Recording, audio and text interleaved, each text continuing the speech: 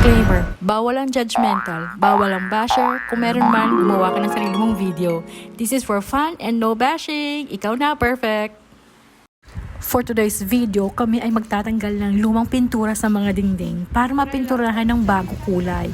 Kasabay nito, magluluto naman ng lunch ang aming bayaw. Sige, Kedlin, kudkurin mo yan, ate girl!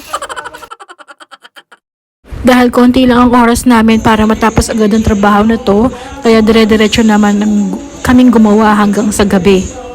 Kaya naman hinaluan na rin namin ng sayawan ang pagtanggal ng pintura sa dingding para mas masaya.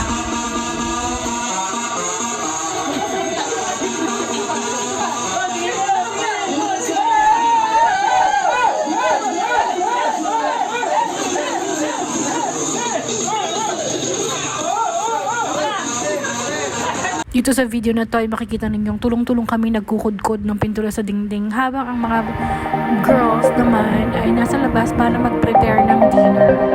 So that's how it works.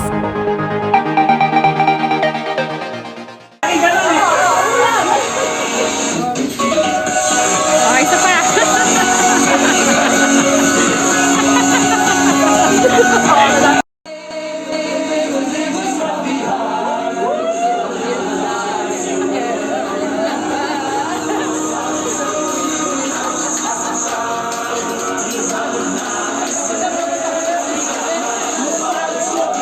Tomorrow.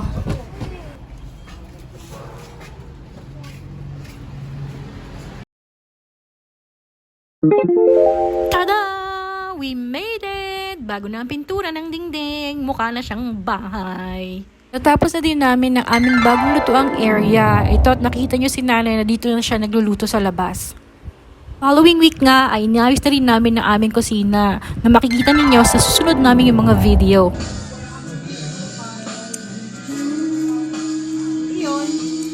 Dapat talaga yung may cover, no? Kasi Tomorrow ulit!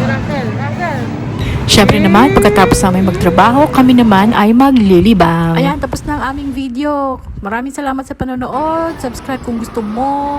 Pindutin mo na rin ang bell button para updated ka sa mga video ng aming pamilya. Hanggang sa susunod, paalam!